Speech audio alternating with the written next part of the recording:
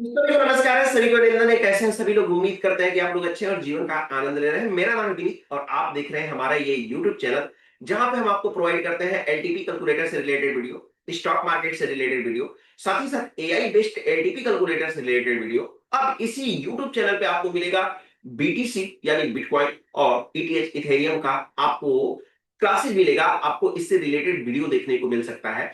तो मैं अभी फिलहाल आपके लिए आइडेंटिटी ब्लास्ट एलटीपी ब्लास्ट को यहाँ पे डिफाइन कर रहा हूं, एक एक करके डिफाइन कर रहा हूं। हो सकता है कि अगर आप इसको प्रॉपर पूरा वीडियो अगर देख लेते हैं, 3 4 5 एपिसोड जो भी होता है, क्योंकि 3 4 5 एपिसोड बनाने का मतलब ये है ना कि फिर इसके बाद आपका कोई डाउट ही नहीं बचेगा।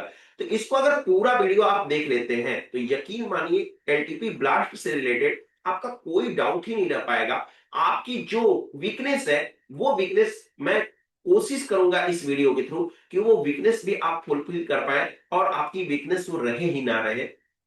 साथ ही साथ मैं अभी अगर बात करूं तो मैं अभी फिलहाल अभी बात कर रहा हूं कि मैं जो लेवल था, लेवल ये एलटीपी कैलकुलेटर जो हमारा है वो लेवल कहां से T1 T2 C1 C2 कहां से निकालता है, इसके बारे में पिछला वीडियो आपने देखा। अब यहां पे मैं बात करता हूं कि इसके आगे इन द सेंस कि जो हमारा टारगेट होता है, स्टॉप लॉस होता है, वो टारगेट और स्टॉप लॉस कहां से आता है, इसको हम कैसे प्रिडिक्ट करते हैं, कैसे देखते हैं। साथ ही साथ एलटीपी कैलकुलेटर में एलटीपी ब्लास्ट को हम ये भी देखेंगे कि हमसे गलतियां कहां होती है, किन किन चीजों पे हम गलतियां करते हैं, इन चीजों पे भी हम बात करेंगे। लेकिन उससे पहले हम ये देखने वाले हैं कि बुलिश रिस्क, बेरिश रिस्क आखिर किन किन कंडीशन की वजह से बुलिश और बेरिश रिस्क हमें दिखाता है। तो चलिए एक एक करके हम बात करेंगे इस वीडियो में। लेकिन उससे भी पहले अगर आपने हमारे इस यूट्यूब चैनल को सब्सक्राइब नहीं किया है भैया, तो सब्सक्राइब कर लीजिए, बेल आइकन को प्रेस कर लीजिए। साथ ही साथ अपना वैल्यूएबल कमेंट्स लिखना तो बिल्कुल ना भूलें। साथ ही साथ आपको किस टॉपिक से रिलेटेड वीडियो चाहिए, उस टॉपिक को भी यहाँ पे डिफाइन करना बिल्कुल ना भूलें। चलिए एलटीपी कैलकुलेटर को ओपन कर लेते हैं। एलटीपी कैलकुलेटर पे हमारे सामने फिलहाल कोई भी स्टॉक की जरूरत है, अडानी इंटरप्राइजेस हमको हमारे सामने ओपन है। अब अडानी इंटरप्राइजेस ओपन है तो आज मैं आपको बताने वाला हूं कि हमारा जो एक पीवी दिखाई दे रहा है, ये पीवी 25 का क्यों दिखाई दे रहा है। ये इसको जो है 10 का क्यों नहीं दिखा रहा है। या फिर हम आते हैं यहाँ पे हम क्लिक करेंगे रिपोर्ट पे क्लिक करने के बाद में एलटीपी ब्लास्ट पे हम जाते हैं। और एलटीपी ब्लास्ट को जैसे हम ओपन करते हैं तो पीवी किसी का 0.5 दिखाई दे रहा है, तो किसी का 10 दिखाई दे रहा है, तो किसी का 25, किसी का 50 दिखाई दे रहा है, किसी का 5 दिखाई दे रहा है। आखिर ऐसा क्यों है? तो क्यों का आंसर देने के लिए हमको वापस से चलना होगा ऑप्शन चेन में। कोई भी एक स्टॉक ले लीजिए, जैसे हम ले लेते हैं पीएनबी को। तो पीएनबी को ले लेते हैं। पीएनबी का डेटा हमारे सामने जैसे ही ओपन होगा हम यहाँ पे कैलकुलेशन करेंगे। देखिए स्ट्राइक प्राइस दो तरह से होते हैं। एक स्ट्राइक प्राइस आपको वो दिखता है, एक दिखता है सीक्वेंस वाइज। आपने नोटिस किया होगा या नहीं किया होगा, लेकिन आपको बता दें कि स्ट्राइक प्राइस दो तरह के होते हैं। एक होता है सीक्वेंस वाइज और एक होता है नॉन नॉन सीक्वेंस वाइज, यानी कि वो सीक्वेंस वाइज है ही नहीं। अब ये नो सीक्वेंस वाइज क्या है और सीक्वेंस वाइज क्या है, तो नॉन सीक्वेंस इसको बोल सकते हैं। तो वो क्या है, देखिए कहने का मतलब ये है कि अगर स्ट्राइक प्राइस में एक समान अंतर है, समान अंतर क्या, जैसे मान लीजिए ये है 100 और ये है 101, ये है आपका 102, तो इसके बीच में आपको दिखाई दे रहा है एक एक का डिफरेंस दिखाई दे रहा है। लेकिन अगर कोई और स्टॉक हम लेते हैं, जैसे हम ले लेते हैं यहाँ पे पतंजलि ले लीजिए। अब पतंजलि को हम देखते हैं यहाँ पे कि क्या पतंजलि में भी एक एक का डिफरेंस है। तो पतंजलि में हमको दिखाई दे रहा है कि 2020 का हमको डिफरेंस हमको दिखाई दे रहा है, 2020 का डिफरेंस दिखाई दे रहा है।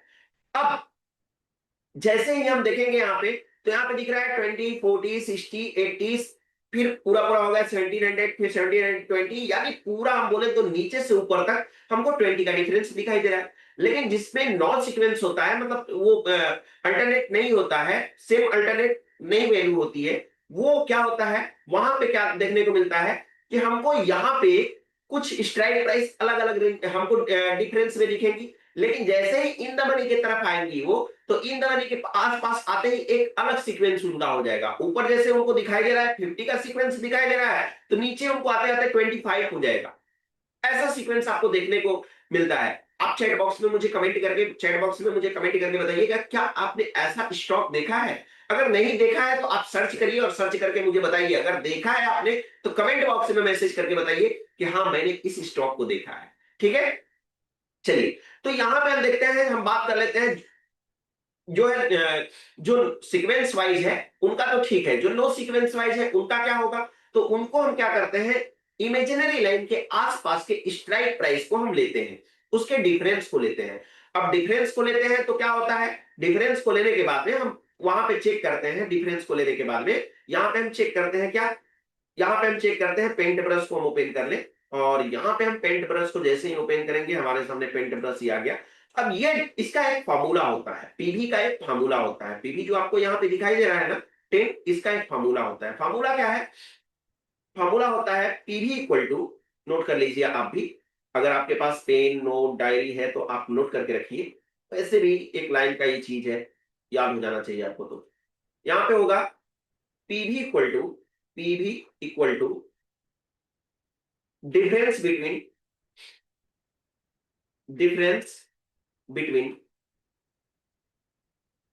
two strike price, two strike, two strike price divided by, divided by 2।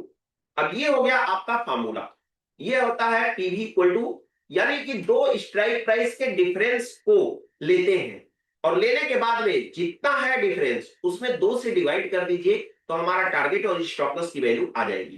कैसे, ये हम देखेंगे यहाँ पे। यहाँ पे देखिए इसके बीच में आप देखेंगे तो कितने का डिफरेंस है, जैसे कि मैं पतंजलि ओपन किया हूं तो पतंजलि 2020 का डिफरेंस है। अब यहाँ पे हम फार्मूले के अकॉर्डिंग हम चलते हैं, यहाँ पे और फार्मूले के अकॉर्डिंग लेकर के चलते हैं, तो फार्मूले के अकॉर्डिंग हमारा क्या बोल रहा है भैया, फार्मूले के अकॉर्डिंग तो ये बोल रहा है कि difference of two strike price, तो difference of two strike price का मतलब क्या हुआ कि दो स्ट्राइक प्राइस के बीच में हमारा हो गया 20, और इसमें डिवाइड कर दीजिए 2 से, तो जब करेंगे तो कितना आ जाएगा यहाँ पे 10। यही 10 हमारा जो है ये टारगेट है और स्टॉप लॉस है, यही 10 हमारा क्या होता है, टारगेट होता है और स्टॉप लॉस होता है। समझ में आया आपको, टारगेट और स्टॉप लॉस आता है। अब यहां पे पीवी पॉइंट वैल्यू हो गई। अब यहां पे मैं समझने की कोशिश करता हूं कि अलग अलग स्टॉक में थोड़ा सा देख लेते हैं कि क्या ये फॉर्मूला फॉलो होता भी है या नहीं होता है। नायका, नायका में देख लेते हैं कि नायका में क्या कंडीशन है। तो नायका का डेटा आपके सामने है, इसके बीच का डिफरेंस कितना, इसके बीच का डिफरेंस आपको दिख रहा है 10, फिर यहाँ पे 12.5, यानी कि इसके बीच का डिफरेंस कितना है आपको दिख रहा होगा, 2.5 का डिफरेंस दिख रहा है। 2.5 में 2 से डिवाइड करिएगा तो कितना आएगा, 2.5 में डिवाइड करिएगा तो यहाँ पे आएगा 1.25। ठीक है, एक मैं आपको दे दे रहा हूं, एक मैं आपको स्टॉक दे रहा हूं, उसका कमेंट बॉक्स में मुझे करके बताइएगा कि पीवी कितना होगा। मैं थोड़ा सा डेटा को छुपा देता हूं अभी, और डेटा को छुपा दिया। अब मुझे बताइए देख करके ये पॉलिसी पॉलीकैब है, पॉलीकैब का पीवी कितना होगा। तो ये पीवी हमारा जनरली ऐसे बनता है, और पीवी हमारा जो है ऐसे बनता है, और पीवी को लेकर के हम ऐसे काम करते हैं। अब दूसरा हम काम कर लेते हैं कि इसमें हमको रिस्क कैसे पता चलता है, कि कितना रिस्क हमारे लिए सही है और कितना रिस्क हमारे लिए गलत है, रिस्क का कैसे पता चलता है। तो देखिए सबसे पहली बात यह है कि ये यहाँ पे दिया हुआ है स्पॉट, स्पॉट को हटा लीजिए यहां से। जब स्पॉट को हटाएंगे ना तो यहाँ पे आपको दिखने लगेगा एलटीपी, एलटीपी दिखने लगेगा।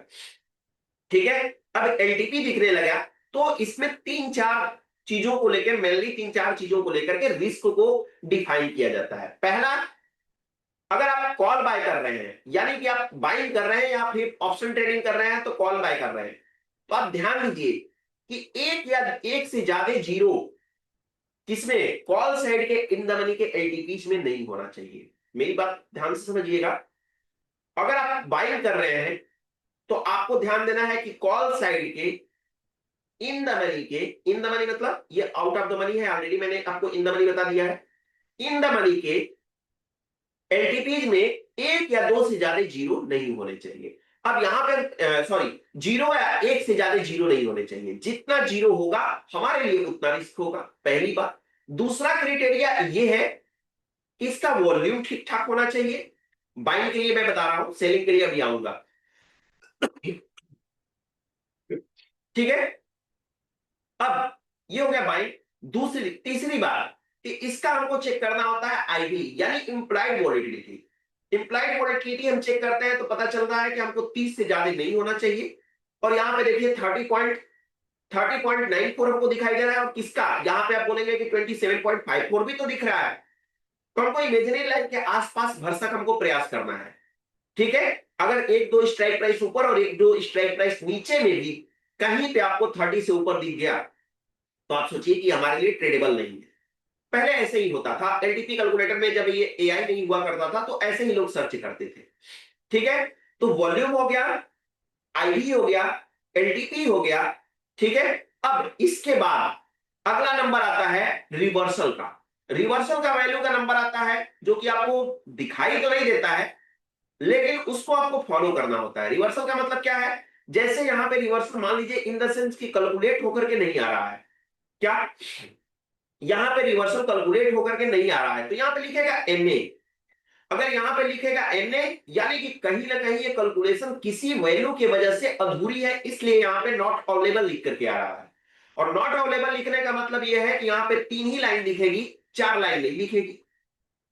तो पहले तो आपको लिख लेना है बुलिश रिस्क, अगर आप बाइंग कर रहे हैं तो, साथ ही साथ volume, open interest, sorry IV, तो इन चीजों का हमको ख्याल रखना है। सेलिंग के लिए हमको क्या करना है? सेलिंग के लिए यही स्पॉट का हटा दीजिए और स्पॉट को हटा करके देखिए कि इसमें कितने जीरो दिखाई दे रहे हैं। तो फिलहाल हमको एक जीरो दिखाई दे रहा है। वॉल्यूम, वॉल्यूम हमारे पास है नहीं।